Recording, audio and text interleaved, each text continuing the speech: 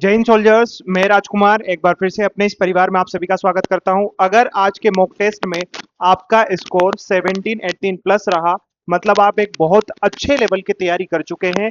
लेकिन अगर आपका स्कोर 15 के बिलो है या 15 है, तो मेरे साथ हर शाम को रात बजे 8 आप जरूर जुड़ना ना भूलिएगा, क्योंकि रात 8 बजे हम मॉक टेस्ट की ये जो श्रृंखला है इसको व्यवस्थित तरीके से आगे बढ़ा रहे हैं। और एग्जाम जो आने वाली है अपनी सेकेंड इनटेक की, उसमें इंग्लिश में 20 में से 18 प्लस का स्कोर हमारा होने वाला है। तो आप सभी लोग, उम्मीद है सभी के सभी साथ में जुड़ेंगे रात 8 बजे। चैनल को सब्सक्राइब नहीं किया है तो सब्सक्राइब करें, ताकि लेटेस्ट नोटिफिकेशन आप सभी लोगों के पास पहुंचे। ये जो सीरीज है इसमें मॉक टेस्ट नंबर 8 की आज अपन बात करेंगे। बहुत ही अच्छा मॉक टेस्ट होने वाला है, शुरू से अंत तक जुड़िएगा। चलिए करते हैं पहले क्वेश्चन से बात। ये रहा आज का पहला क्वेश्चन आप सभी लोगों के सामने। बहुत ही प्यारा क्वेश्चन है, जिसमें बहुत छोटी सी आपको एरर देखने को मिलेगी। चलिए करते हैं काम। The demand for skilled technicians has risen sharply because industries are requiring more qualified workers। Sentence को पढ़ने के बाद सबसे पहले यह देखना है कि उस सेंटेंस के कौन से पोर्शन में आपको एरर देखने को मिल रहा है। और वो कैसे पता करेगा सर? सबसे पहले वर्ड से स्टार्ट करेंगे। इस सेंटेंस का जो सब्जेक्ट है सर वो है द डिमांड। ये अपना सब्जेक्ट है, सब्जेक्ट सिंगुलर है तो वर्ब भी सिंगुलर आएगी। ये देखिए सर, वर्ब सिंगुलर, हैज के बाद मेन वर्ब की थर्ड फॉर्म आती, बिल्कुल ठीक लिखा। दोनों के बीच में प्रेपोजिशन के साथ क्या जोड़ दिया? उसका ऑब्जेक्ट जोड़ दिया। शार्पली एडवर्ब है जो इस एडजेक्टिव इस वर्ब को मॉडिफाई कर रहा है। बिकॉज कंजंक्शन है, उसके बाद में फिर उसने सब्जेक्ट के साथ वर्ब जोड़ दिया। प्लूरल था इसलिए प्लूरल। इज एमआर के साथ आईएनजी, बिल्कुल ठीक लिखा है। मोर क्वालिफाइड वर्कर्स, बिल्कुल ठीक लिखा है। मतलब सेंटेंस के किसी पोर्शन में कोई एरर नहीं है। तो ये रहा आज का पहला नो एरर वाला सेंटेंस, बहुत ही अच्छे तरीके से। तो एरर डिटेक्शन के क्वेश्चंस को विद इन सेकंड सोल्व करने के लिए मॉक टेस्ट में बहुत अच्छे क्वेश्चंस को मैं लेकर आ रहा हूं। बस आप लास्ट तक जुड़े रहिएगा। तो इस क्वेश्चन के किस पोर्शन में एरर थी सर? नो एरर, मतलब इस सेंटेंस के किसी पोर्शन में एरर नहीं थी, पूरा वाक्य पूरा सही है। डिमांड्स है राइजन, बिल्कुल ठीक लिखा हुआ है अपने प्लेस पर, एकदम सटीक। चलिए अगले क्वेश्चन की तरफ बढ़े साथियों। ये रहा, choose the Rongli spelled word from the given word. आपके सामने 4 वर्ड लिखे हैं। इन चारों में से वो वर्ड आपको सोल्जर्स बताना है जो अपने प्लेस पर गलत लिखा हुआ है। गलत वर्ड्स को बता दो आप कौन सा गलत लिखा है, बाकी 3 सही होंगे, एक गलत होगा। जल्दी से आंसर करते चलेंगे सभी के सभी स्टूडेंट्स, किसका सही आंसर क्या होगा। बहुत बढ़िया सर, चलिए आंसर कर दीजिएगा। इसका सही आंसर आप क्या देंगे? चलिए पहला वर्ड देखो सर, सबसे पहले CON, कन, साइंस, IOUS, एकदम ठीक लिखा है। सर्व इलेंस, बिल्कुल ठीक लिखा है। सर्विलेंस। मिलेनियम, मैंने कल ही बताया था, डबल एल डबल एन आई आता है, बिल्कुल ठीक लिखा है। एम्बेरसमेंट गलत हो गया सर। क्यों गलत हो गया? क्योंकि इसमें डबल एस नहीं लिखा। EMBARRASSMENT, एम्बेरसमेंट में डबल आर आता है और डबल ही एस आता है। तो इसका जो सही आंसर हो जाएगा वो कौन सा हो जाएगा?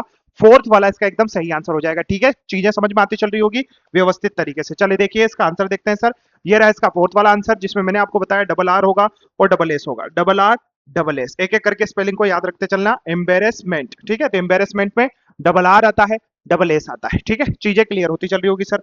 अगले क्वेश्चन की तरफ बढ़ेंगे। ये रहा आज का अगला क्वेश्चन। ये तो मैंने पहले भी करवा दिया आपको। वन वर्ड सब्स्टिट्यूशन का क्वेश्चन। एक व्यक्ति जो एक से ज्यादा लैंग्वेजेस बोलता है उसको लिंग्विस्टिक नहीं बोलते सर। लिंग्विस्टिक तो होता है जो एक से ज्यादा भाषाओं को जानता है, उसको बोलते हैं, है ना। उसको पॉलीग्लोट बोलते हैं, बिल्कुल ठीक है। जो एक से ज्यादा लैंग्वेजेस को बोलता है उसको यही बोलते हैं। इंटरप्रेटर भी नहीं होता सर, ये भी गलत हो गया। ट्रांसलेटर भी नहीं होता, ये भी गलत हो गया। चारों में से सिर्फ एक ही वर्ड सही था, ये अपना क्वेश्चन रिपीट हो गया है ना। तो इसको आप अच्छे से देख लीजिएगा। ये मैंने प्रीवियस आपका मॉक टेस्ट था उसमें भी करवा दिया था इसको अच्छे तरीके से, तो ये सबको आता ही होगा। यहाँ पर देखेंगे लिंग्विस्टिक मतलब भाषा वैज्ञानिक, जो भाषाओं का नॉलेज रखता हो, एक से ज्यादा भाषाओं को सीखता हो। पॉलीग्लोट का मतलब होता है अनेक भाषाओं को बोलने वाला व्यक्ति। इंटरप्रेटर का मतलब होता है दुभाषिया, जो एक भाषा को दूसरी भाषा में कन्वर्ट करके ऑन द स्पॉट काम करता है। और ट्रांसलेटर का मतलब होता है सर अनुवादक, जो अनुवाद करता है। ठीक है, बहुत बढ़िया। चलते रहेंगे आगे, बढ़ते रहेंगे आगे और बताते रहेंगे कि किस तरीके से आपको मॉक टेस्ट समझ में आ रहे हैं, है ना। अगले क्वेश्चन की तरफ बढ़ो साथियों। प्यारा सा क्वेश्चन है, नरेशन का क्वेश्चन है। द कोच सेड, कोच ने कहा, would you mind opening the window. क्या यहाँ पर सामने वाला जो है वो रिक्वेस्ट कर रहा है सर? रिक्वेस्ट कर रहा है, किस फॉर्म में रिक्वेस्ट कर रहा है? इंपेरेटिव सेंटेंस के माध्यम से रिक्वेस्ट कर रहा है। इंपेरेटिव नहीं, इंटेरोगेटिव के माध्यम से, इंटेरोगेटिव सेंटेंस के माध्यम से बोल रहा है वो। चलिए तो जल्दी से आंसर कर दीजिए इस प्यारे से क्वेश्चन का। आंसर क्या होगा? The coach requested, the coach ordered, the coach asked, या द कोच सजेस्टेड। आंसर करते चलो व्यवस्थित तरीके से। उम्मीद है आप सभी का आंसर एकदम सटीक आएगा। फटाफट आंसर कर दीजिएगा इस प्यारे से क्वेश्चन का। आंसर क्या देंगे? बहुत बढ़िया सर। ऑडियो वीडियो क्लियर है? हाँ बिल्कुल ठीक है। चलिए आंसर कर दीजिए इस प्यारे से क्वेश्चन का। सही आंसर क्या होगा? क्वेश्चन अच्छे से करना है।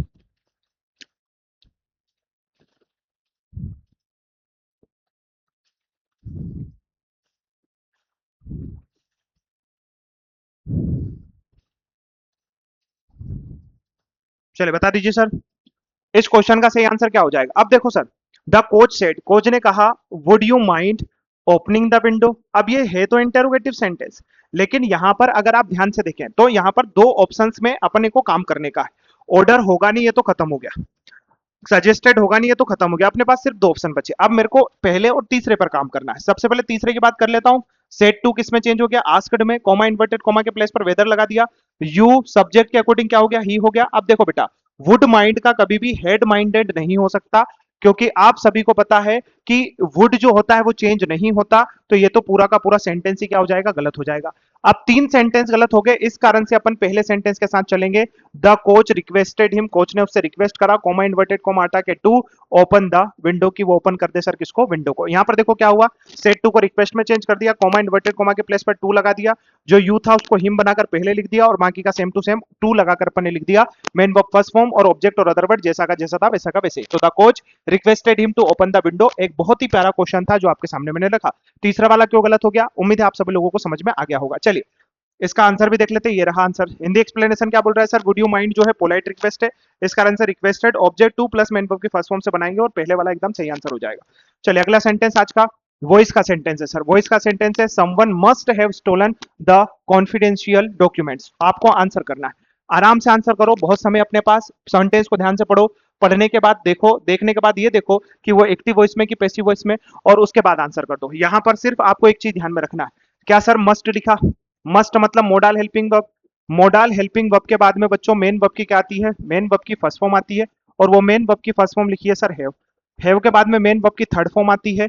मेन वर्ब की जो थर्ड फॉर्म लिखी है बच्चों वो लिखी है स्टोलन। अगर आपको ये चेन बनाना नहीं आता तो बेसिक वाली सीरीज में चले जाओ। बेसिक वाली सीरीज में मैंने अच्छे से इस चेन को बनाना सिखा दिया है। अब सर यहाँ देखो, मस्ट के साथ हैव, हैव के साथ में मेन वर्ब की थर्ड फॉर्म, ये तो एक्टिव वॉइस है। इसका पैसिव वॉइस बनाने के लिए सिर्फ हैव के साथ क्या लगा देंगे अपन? बीन लगा देंगे। बीन लगाकर इसका पैसिव वॉइस बना देंगे। तो बताते चलो कौन सा ऐसा सेंटेंस है जिसमें बीन लगा हुआ है? जो सेंटेंस में बीन लगा है वही अपना आंसर हो जाएगा। चलो करते हैं काम। पहले वाले में तो बी लगा है सर, ऑप्शन से एलिमिनेट हो गया। दूसरे वाले में तो है ही नहीं सर, खत्म हो गया। तीसरे वाले में हेड के साथ बिन है, और बिन के साथ में मेन वर्ब की कौन सी फॉर्म है? मेन वर्ब की आईएनजी फॉर्म है, ये भी खत्म हो गया। तो डेफिनेटली चौथा वाला आंसर सही होगा। लेकिन चौथे वाले को अपन देख लेते हैं कि ये कैसे लिखा हुआ है। चलिए देखो चौथे वाला, दो डॉक्यूमेंशियल डॉक्यूमेंट है, जो कॉन्फिडेंशियल डॉक्यूमेंट है, जो कॉन्फिडेंशियल डॉक्यूमेंट है ये अपना ऑब्जेक्ट है सर। ऑब्जेक्ट के बाद में क्या लिखा? मस्ट, मस्ट के साथ हैव के साथ में बिन, बिन के साथ में स्टोलन, उसको स्टोलन कर दिया गया। अब सर समवन क्यों नहीं लिखा? अगर आपका ये क्वेश्चन है तो जब कभी भी कोई सेंटेंस हो, चाहे वो एक्टिव वॉइस में लिखा हो चाहे वो पैसिव वॉइस में लिखा हो, अगर एक्टिव पैसिव में लिखा कोई सेंटेंस है जिसमें जो डूअर है, सब्जेक्ट जो है सर वो अननोन है, सब्जेक्ट जो है वो कैसा है बच्चों? वो अननोन है, या फिर स्ट्रेंजर है, सब्जेक्ट अननोन है या स्ट्रेंजर है, तो आपको हमेशा ध्यान रखना उसको पैसिव वॉइस में लिखना नहीं है। उसको पैसिव वॉइस में अंडरस्टूड रखना है, उसको हटा देना, उसको लिखना नहीं है। तो समवन पता नहीं कौन था, इसलिए अपन ने उसको अंडरस्टूड रखा, उसको हटा दिया। उम्मीद है चीजें समझ में आ गई होगी। तो इसका डी फॉर देवसेना एकदम सही आंसर हो जाएगा। बहुत ही प्यारा क्वेश्चन था। ठीक है, चलिए अगले क्वेश्चन की तरफ बढ़ेंगे। ये सही आंसर इसका हो गया। अगला क्वेश्चन साथियों आज का ये रहा आपकी कंप्यूटर स्क्रीन पर। आर्टिकल का क्वेश्चन है, कुछ समय आपको देखना है, व्यवस्थित तरीके से आंसर करना है इस प्यारे से क्वेश्चन का। Choose the correct option. He is fill in the blanks MLA and his brother is fill in the blanks university professor. आपको मैंने कई बार सिखा दिया है कि जब भी शॉर्ट फॉर्म आए तो उसके फर्स्ट लेटर को उठाइएगा, उसका साउंड देखिएगा। अगर उसका साउंड वोवेल है तो एन दीजिएगा, उसका साउंड अगर कॉन्सोनेंट है तो ए दीजिएगा। यहाँ पर देखो एम, क्या एम को हम इस तरीके से लिखते हैं? कैसा साउंड है सर? तो आप बोलेंगे सर सबके सब की वोवेल साउंड है, और वोवेल साउंड होता है तो आप सभी को पता है उसके पहले क्या लगाते हैं अपन? एन लगाते हैं। एकदम सही है मामला, एन लगाते हैं। तो देखो ये तो ऑप्शन से खत्म हो गए, दोनों के दोनों दो बचे हैं सर। अब यहाँ पर देखेंगे तो इसको क्या हम पढ़ रहे हैं? यूनिवर्सिटी। तो यू मतलब सीधी सी बात है सर कॉन्सोनेंट साउंड है, और अगर कॉन्सोनेंट साउंड है साथियों तो आप सभी को मैंने बता ही दिया था कि कॉन्सोनेंट साउंड के साथ में हम हमेशा ए आर्टिकल का यूज करते हैं। ए का मतलब ये भी खत्म हो गया, सी के साथ अपन बढ़ेंगे, सी के साथ अपन आगे बढ़ेंगे। उम्मीद है आपने भी यही आंसर किया होगा, सी वाला, है ना?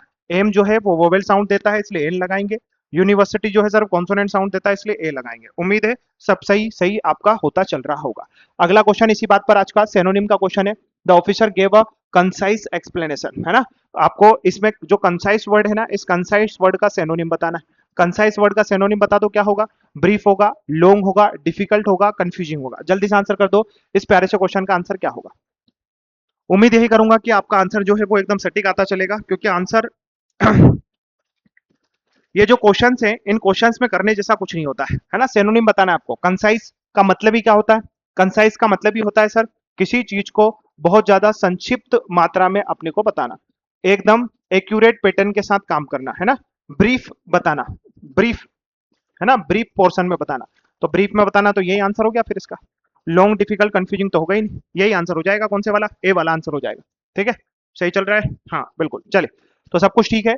कंसाइज जो है, कंसाइज का मतलब संक्षिप्त होता है। ब्रीफ, ब्रीफ इसका सिनोनिम हो जाएगा। एंटोनिम आप कमेंट बॉक्स में जरूर बताइएगा इसका एक एंटोनिम क्या होगा। ये देखिए सर, ब्रीफ का मतलब संक्षिप्त, एकदम सही सिनोनिम है।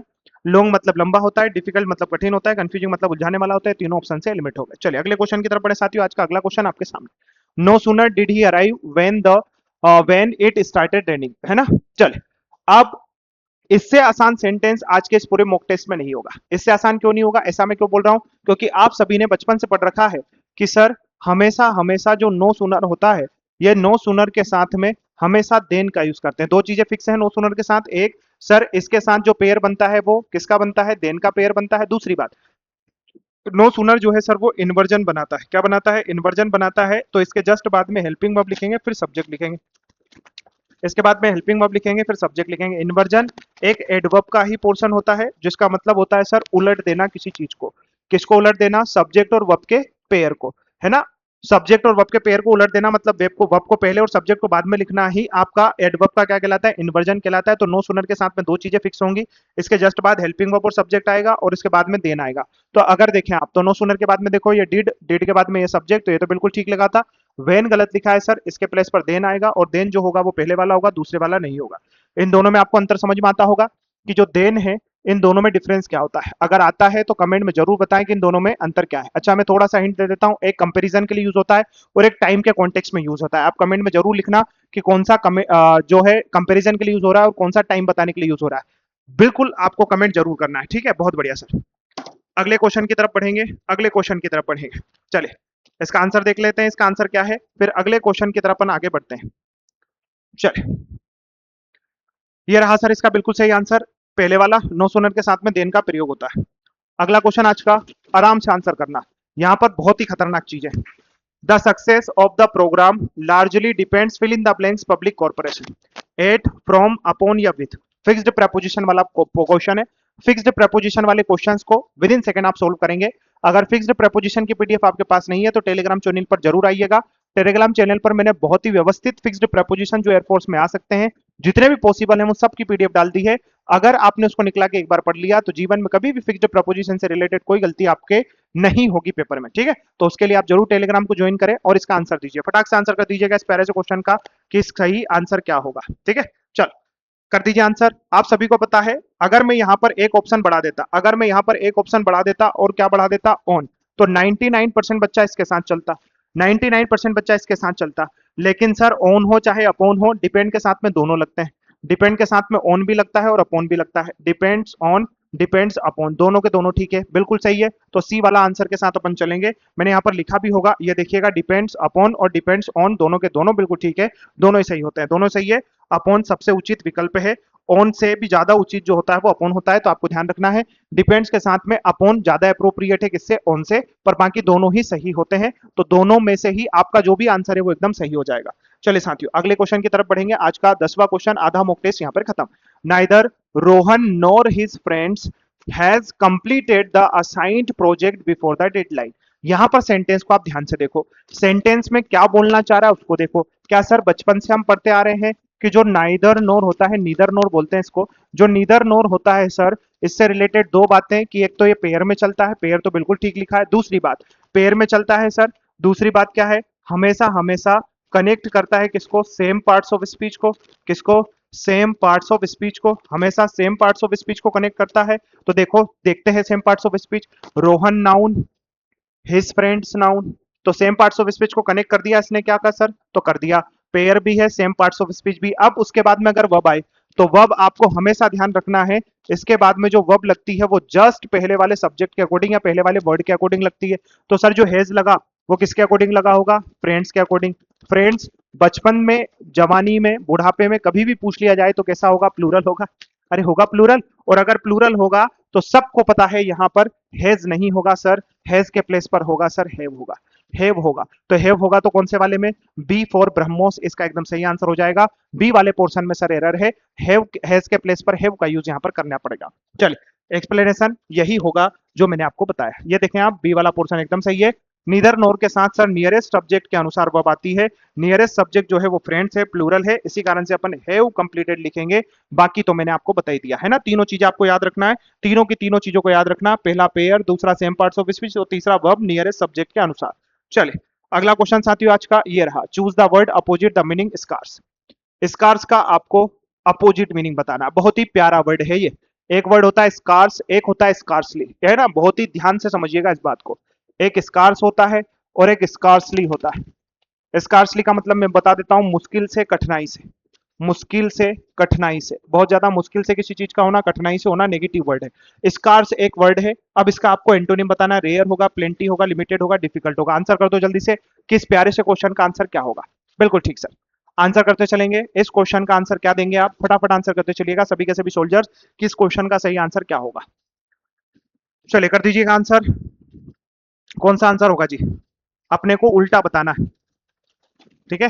अपने को उल्टा बताना है, इसका स्कार्स का अपोजिट बताना है। चलिए करते चलो आंसर। अब देखो, मैंने अभी यहां से बताया मुश्किल से। स्कार्स का मतलब क्या होता है सर? कम, ना के बराबर जिसकी बात करते हैं अपन, है ना। लिटिल, कम होता है। अब सर रेयर नेगेटिव वर्ड है, खत्म हो गया। लिमिटेड नेगेटिव वर्ड है, खत्म हो गया। तो डिफिकल्ट नेगेटिव वर्ड है, खत्म हो गया। प्लेंटी मतलब प्रचुर मात्रा में, एक पॉजिटिव वर्ड है, ये बिल्कुल सही है। प्रचुर मात्रा में, प्रचुर मात्रा में, या फिर ऐसा भी तो बोल सकता हूँ सर, बहुत ज्यादा। बहुत ज्यादा को क्या बोलते हैं? बहुतायत। तो ये भी एकदम सही है सर। तो इसका जो एंटोनिम होगा वो ये होगा, और इसके जो सेनोनिम हो जाएंगे फिर ये हो जाएंगे रेयर और लिमिटेड। चलिए आंसर क्रॉस चेक कर लेते हैं। ये देखिएगा, प्लेंटी एकदम सही आंसर है। रेयर मतलब दुर्लभ, गलत हो गया। प्लेंटी मतलब प्रचुर मात्रा में, भरपूर, ये सही है। लिमिटेड सीमित, गलत है। डिफिकल्ट कठिन, गलत है। ठीक है, चलिए अगला क्वेश्चन साथियों आज का ये रहा। आंसर करो आज का सबसे अच्छा क्वेश्चन, आज का सबसे बढ़िया क्वेश्चन है कंफ्यूजिंग पेयर से रिलेटेड। अब मैं क्वेश्चन आपको हर एक मॉक टेस्ट में देखने को मिलेंगे। मैं अब थोड़ा सा जो है ना अलग अलग टाइप के क्वेश्चंस को इन्वॉल्व करने का प्रयास कर रहा हूं, ताकि मेरा जो सोल्जर है, मेरा जो देश के भविष्य को संवारने वाला बच्चा है, उसके भविष्य को संवारा जा सके। और ऐसे क्वेश्चंस पिछली बार भी क्वाइट और क्वाइट से रिलेटेड पूछा गया था, तो आपको इस तरह के क्वेश्चंस को ध्यान से समझना है। मैं अभी कुछ समय में आपको मैं प्रिपेयर करना है उसको, कुछ समय में आपको कंफ्यूजिंग वर्ड की पीडीएफ में दे दूंगा टेलीग्राम पर। उन कंफ्यूजिंग वर्ड्स को एक क्लास में अपन सोल्व कर लेंगे सभी को, कि उन कंफ्यूजिंग वर्ड्स को ट्रिक से कैसे याद रखना है, और पार्ट्स ऑफ स्पीच से कैसे याद रखना है, बाय मीनिंग कैसे याद रखना है, कुल मिला के उनका यूज कैसे करेंगे एक सेंटेंस में, सब कुछ मैं आपको सिखा दूंगा। टेलीग्राम चैनल को जरूर ज्वाइन करना, और चैनल को अभी तक आपने सब्सक्राइब नहीं किया है तो सब्सक्राइब कर देना, क्योंकि बहुत सारे बच्चे आते हैं, वीडियो को देखते हैं, अच्छा लगता है, लेकिन चैनल सब्सक्राइब नहीं करते। भैया सब्सक्राइब कर दो, आपके सब्सक्रिप्शन की बहुत ज्यादा जरूरत है। ठीक है, चलिए आंसर कर दो। The heavy rain did not fill in the blanks the final result of the match. क्या डिड नॉट दिखा बच्चों? डिड नॉट के बाद आप सभी को पता है मेन वर्ब की फर्स्ट फॉर्म आती है। कुल मिला के अपने को मेन वर्ब चाहिए। अब अपने पास देखो, यहाँ पर अफेक्शन है, ये तो नाउन है, खत्म हो गया। यहाँ पे इफेक्टिव है, ये भी खत्म हो गया। दोनों के दोनों खत्म हो गए। अब दो बचे, एक बचा अफेक्ट, एक बचा इफेक्ट। अब इन दोनों में से कौन सा सही है, ये अपनी बातें हैं। तो आपको हमेशा ध्यान रखना है, जो इफेक्ट होता है इसका पार्ट्स ऑफ स्पीच होता है सोल्जर्स नाउन। नाउन होता है इसका पार्ट्स ऑफ स्पीच। जबकि जो अफेक्ट होता है इसका जो पार्ट्स ऑफ स्पीच होता है वो होता है वर्ब। वर्ब होता है तो इसकी फॉर्म होगी अफेक्ट, अफेक्टेड, अफेक्टेड, अफेक्टिंग और अफेक्ट्स। सीधी सी बात है। तो सर अपने को यहाँ पर वर्ब चाहिए थी, फर्स्ट फॉर्म में चाहिए थी, दैट्स व्हाई अपन ऑप्शन नंबर बी के साथ चलेंगे। यहाँ पर अफेक्ट एकदम सही आंसर होगा, इफेक्ट एकदम गलत आंसर होगा। अफेक्ट मतलब प्रभाव डालना, और इफेक्ट मतलब प्रभाव। ठीक है, एक में काम हो रहा है, प्रभाव डालना, काम हो रहा है, काम हो रहा है तो वर्ब है। इफेक्ट मतलब प्रभाव, इसमें कोई काम नहीं है सर, ये एक नाउन है। ठीक है, तो उम्मीद है चीजें समझ में आ गई होगी आप सभी लोगों को, है ना। देखिए ये रहा इसका आंसर, अफेक्ट और इफेक्ट। ये लिखिए सर, अफेक्ट जो है वो वर्ब है। मैंने बहुत अच्छे से एक्सप्लेन भी करने का प्रयास किया ताकि एक ही बारी में आप समझ पाओ। अफेक्ट वर्ब है जिसका मतलब होता है प्रभाव डालना। इफेक्ट जो है सर वो नाउन है जिसका मतलब होता है प्रभाव या परिणाम। अफेक्शन जो है सर वो इसने लव एंड अफेक्शन होता है, और इफेक्टिव जो होता है प्रभावी होता है। तो खत्म हो गए थे। ठीक है, चलिए तो ऑप्शन नंबर बी के साथ अपन चलेंगे साथियों। अगला क्वेश्चन आपके सामने बहुत ही प्यारा क्वेश्चन है। इस प्यारे से क्वेश्चन का आपको व्यवस्थित तरीके से आंसर करना है कि इस प्यारे से क्वेश्चन का आंसर क्या होगा। वर्ड स्वैपिंग का क्वेश्चन है ये। इस तरह के क्वेश्चन इस बार मुझे लगता है कि पूछे जाने के चांसेस हैं, क्योंकि कुछ अलग करने वाले को ही बाजीगर बोलते हैं। तो कुछ अलग भी अपन यहाँ पर अब देखने को मिलेगा आपको, वर्ड स्वैपिंग। अब वर्ड स्वैपिंग क्या होती है बेटा, इधर देखो ध्यान से। क्या यहाँ पर आप सभी को वर्ड दिख रहे हैं कुछ? गेव और प्रोजेक्ट, गेव और प्रोजेक्ट। ये है गेव, ये है प्रोजेक्ट। इनकी पोजीशन को चेंज करना है। अगर हो सके तो। कैप्टन और इंजीनियर, ये रहा सर कैप्टन, ये रहा इंजीनियर, इनकी पोजीशन चेंज करके देखना है। अगर चेंज हो रही हो तो यही आंसर होगा, अगर चेंज नहीं हो रही तो आंसर नहीं होगा। सर कॉम्प्लीमेंट और कॉम्प्लीमेंट की पोजीशन चेक करो, इन दोनों की पोजीशन अगर चेंज हो रही हो तो चेंज कर दो, और सही हो तो सही कर दो, और नो स्वैप मतलब कोई स्वैप रिक्वायर्ड नहीं है तो चौथे का आंसर कर देंगे। पढ़ेंगे करके कैसे करते हैं उसको समझो आप, फिर ऐसे क्वेश्चन आते हैं तो कैसे करना है उसको देखो आप। देखो, द कैप्टन गेव, कैप्टन ने दिया एक कॉम्प्लीमेंट किसको, इंजीनियर को, किसके लिए, कंप्लीट करने के लिए प्रोजेक्ट को। एक बात बताओ बेटा, क्या इंजीनियर ही प्रोजेक्ट कंप्लीट करेगा, कैप्टन तो नहीं करेगा। इंजीनियर ही प्रोजेक्ट कंप्लीट करेगा तो इंजीनियर अपने प्लेस पर ठीक लिखा है, कैप्टन अपने प्लेस पर ठीक लिखा है, तो ये ऑप्शन से एलिमिनेट हो गया। ये ऑर्डर ही देगा, कॉम्प्लीमेंट ही देगा इसको कंप्लीट करने के लिए, तो मतलब सर सीधी सी बात है ये भी खत्म हो गया। अब एक ही बचा। अब ये दो वर्ड आप बहुत ही ध्यान से समझना, ये दो वर्ड आप बिल्कुल ध्यान से समझना। एक होता है कॉम्प्लीमेंट, COMPLIMENT। इस कॉम्प्लीमेंट का मतलब क्या होता है, किसी को प्रेज करना। प्रेज करना मतलब किसी की प्रशंसा करना। ध्यान से समझना इन दोनों को, किसी की प्रशंसा करना। तो उन्होंने क्या कर दिया, देते हैं लड़कियों को कॉम्प्लीमेंट कि भैया आज बहुत खूबसूरत लग रहे हो आप, आज बिल्कुल खूबसूरत लग रहे हो, आज तो परी की तरह लग रहे हैं आप। सीधी सी बात है, वो कॉम्प्लीमेंट है ना। और इस कॉम्प्लीमेंट का मतलब क्या होता है, नीचे दिख रहा है आपको ई, कंप्लीट वर्ड होता है, COMPLETE, कंप्लीट, बस वही है ये बेटा। कंप्लीट इसका मीनिंग होता है, कंप्लीट मतलब किसी को क्या करना, पूरा करना, किसी को पूर्ण करना। उम्मीद है आपको चीजें समझ में आ गई होगी। कोई अधूरी चीज को पूर्ण करने के लिए कॉम्प्लीमेंट लगता है, और प्रशंसा करने का ऊपर कॉम्प्लीमेंट लगता है। तो नीचे देखो आप ध्यान से, इंजीनियर ने उसको प्रशंसा ही करी होगी, कैप्टन ने प्रशंसा करी होगी इंजीनियर की पूरा करने के लिए प्रोजेक्ट को, तो क्या ये भी अपने प्लेस पर ठीक लिखा है, ये भी अपने प्लेस पर ठीक लिखा है। मतलब सीधी सी बात है सर, इसमें नो स्वेप का रिक्वायरमेंट है, इसमें कोई वर्ड स्वेपिंग की जरूरत मुझे नहीं है। क्या चीजें क्लियर हो गई आप सभी को, तो उम्मीद है आपको समझ में आ गया होगा। इसमें इसका एक्सप्लेनेशन गलत लिखा है, ये इसने गलत कर दिया, ठीक है। चलो अगले की बात कर लो। अगला सेंटेंस वॉइस का सेंटेंस है, choose the correct passive voice. People are said to speak more than 7, क्या 1000 लैंग्वेजेस वर्ल्ड वाइड। पीपल ऐसा बोलते हैं कि, पीपल ऐसा बोलते हैं या कहते हैं कि बोली जाती है लगभग 7000 लैंग्वेज वर्ल्ड वाइड। आंसर कर दो, इस प्यारे से सेंटेंस का आंसर क्या होगा। मोर देन 7000 लैंग्वेज आज स्पोकन वर्ल्ड वाइड, दूसरे वाले में स्पीक मोर देन, या फिर तीसरे वाले में मोर देन, या फिर चौथे वाले में वर्ल्ड वाइड लैंग्वेज स्पीकिंग। फटाक से आंसर करो, कौन सा सेंटेंस का सही आंसर हो सकता है। आराम से पढ़ो, समय लो, टफ क्वेश्चन है, व्यवस्थित तरीके से आंसर करो, है ना। इस तरह के मैं कई सारे क्वेश्चंस आप सभी लोगों के लिए लेकर आता रहूंगा, सिर्फ आप अच्छे तरीके से इन सभी का आंसर करते रहना कि इनका सही आंसर क्या हो सकता है। कर दीजिए आंसर, चले करिए भैया आंसर। इस प्यारे से क्वेश्चन का आंसर क्या होगा। क्वेश्चन अच्छा है, आंसर भी अच्छे तरीके से आपको करना है। सेंटेंस को ध्यान से पढ़ो, पढ़कर देखो, अब आपको दिखेगा यहाँ पर कि यहाँ पर जो है सर वो डायरेक्ट इनडायरेक्ट नरेशन की बात हो रही है ना।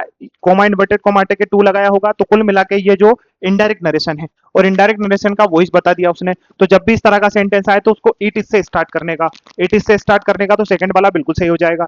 It is said that people speak more then 7000 languages world wide. ये एकदम क्या हो जाएगा, इसका सही आंसर हो जाएगा। आ गया सबको समझ में, तो सेकंड वाला एकदम सही आंसर है इस प्यारे से क्वेश्चन का। क्रॉस चेक कर लेते, ये रहा sir. Reporting structure people are said to, इसका हो जाएगा it is said, it is said इसका एकदम सही आंसर हो जाएगा। बस इतना सा आपको करना है और कुछ नहीं होना है, ठीक है। चलिए अगले सेंटेंस की बात कर लेंगे। ये रहा आज का अगला सेंटेंस आप सभी लोगों के सामने। नरेशन का क्वेश्चन है, अलास मतलब सर एक्सक्लेमेटरी सेंटेंस है, और एक्सक्लेमेटरी सेंटेंस में आप सभी को पता है अलास जब आता है, एक्सक्लेमेटरी सेंटेंस है, एक्सक्लेमेटरी सेंटेंस में जब भी अलास आता है तो आप सभी को पता है दुख दर्द पीड़ा की बात करता है। सर क्या हुआ, we have lost the championship, मतलब सर यहाँ पर अपन सोरो की बात कर रहे हैं। किसकी बात कर रहे हैं, सोरो की। अगर कोई मर जाता तो फिर अपन ग्रीफ की बात करते हैं, यहाँ सोरो है। आंसर कर दो अब, क्या सही आंसर हो सकता है। मुझे लगता है कि मैंने इसका आंसर आपको बता दिया है, सिर्फ आपको बताना है कि इसका सही आंसर क्या होगा विथ एक्सप्लेनेशन। सिर्फ आपको देखने चलना है कि कौन सा वो सेंटेंस है जिसमें यहां पर आपको सोरो देखने को मिल रहा है, जो कि किससे रिलेटेड वर्ड है, अलास से। अलास हो गया, आ हो गया, ओ हो गया, ये सभी के सभी क्या बताते हैं सर, जो बताते हैं वो सोरो को बताते हैं, दुख दर्द पीड़ा को बताते हैं, किल मिला के, है ना। दो द टीचर सेड के प्लेस पर क्या हो जाएगा, exclaimed with sorrow, comma inverted comma हटाकर देट लग जाएगा। फर्स्ट पर्सन है, first person according to subject, teacher के अकॉर्डिंग दे लग जाएगा, है ना। अब सर देखो इधर, यहाँ पर कुछ कुछ बच्चे होंगे जो ही लगा देंगे टीचर के अकॉर्डिंग। एक बात बताओ बेटा, अपन ने कौन सा केस दिया उसको, सब्जेक्टिव केस, और प्लूरल है, तो इसका भी सब्जेक्टिव को प्लूरल लेंगे, तो इसकी जगह पे एक हो सकता है ही, एक हो सकता है दे। ही सिंगुलर, दे प्लूरल, अपने को प्लूरल चाहिए इसलिए ही की जगह पर दे लिखेंगे। यहाँ पर हैव लॉस प्रेजेंट परफेक्ट उसको पास्ट परफेक्ट में चेंज कर देंगे तो हेड लॉस हो जाएगा, बिल्कुल सही आंसर हो जाएगा ए वाला। बाकी सब ऑप्शन से क्या हो जाएंगे, एलिमिनेट हो जाएंगे। तो इसका एकदम सही आंसर जो होगा सर वो हो जाएगा कौन से वाला, इसका सही आंसर हो जाएगा ए वाला। ठीक है, उम्मीद है चीजें आप सभी को लोगों को समझ में आती चल रही होगी कि बहुत ही आसान सा पैरामीटर है सर जो हम सब लोग कर रहे हैं। चलिए, आर्टिफिशियल इंटेलिजेंस से रिलेटेड आपके सामने एक कॉम्प्रिहेंशन लिखा हुआ है, वीडियो को पॉज करके आप इसको अच्छे से पढ़ लीजिएगा, फिर उसके बाद में आगे सेंटेंस को बढ़ाना। मैं इसको मेरे साथ ही करते चलता हूं। आप जब भी इस वीडियो को देखो तो सबसे पहले इसको पॉज करके पूरे से पढ़ लीजिएगा अच्छे से, देन उसके बाद कहां पर चलिएगा, देन उसके बाद में सर इसके क्वेश्चंस पे चलिएगा। आर्टिफिशियल जो इंटेलिजेंस है सर वो रेपिडली चेंज कर रही है वे को पीपल के वर्क करने के, लर्न करने के, सॉल्व करने के प्रॉब्लम्स को। जो वॉइस असिस्टेंस है सर लैंग्वेज का वो ट्रांसलेट कर देता है मेडिकल डायग्नोसिस को, सेल्फ डाइकिंग टेक्नोलॉजी को, है ना। एआई क्या कर रहा है, एक पार्ट हो गया है सर एवरीडे लाइफ का। कई सारे जो होते हैं सर ऑर्गेनाइजेशन एआई के वो इंप्रूव कर रहे हैं एफिशिएंसी, रिड्यूस कर रहे हैं सर ह्यूमन एरर को, और एनालाइज कर रहे हैं लार्ज अमाउंट ऑफ डेटा को एक शॉर्ट टाइम में। इसका रिजल्ट है कि जो बिजनेस है सर वो बन रहे हैं, वो बना रहे हैं, बहुत ज्यादा फास्टर बना रहे हैं और कई एक्यूरेट डिसीजन भी ले रहे हैं। हाउएवर मतलब कॉन्ट्रास्ट, एक्सपर्ट का ऐसा मानना है, एक्सपर्ट ऐसा वार्न कर रहे हैं कि इसका अगर ज्यादा यूज किया गया, ज्यादा डिपेंडेंसी रही है इसके, तो ये रिड्यूस कर देगा सर क्रिटिकल थिंकिंग को, और उसके साथ साथ सर्टिकल प्रैक्टिकल जो है स्किल्स उसको भी खत्म कर देगा।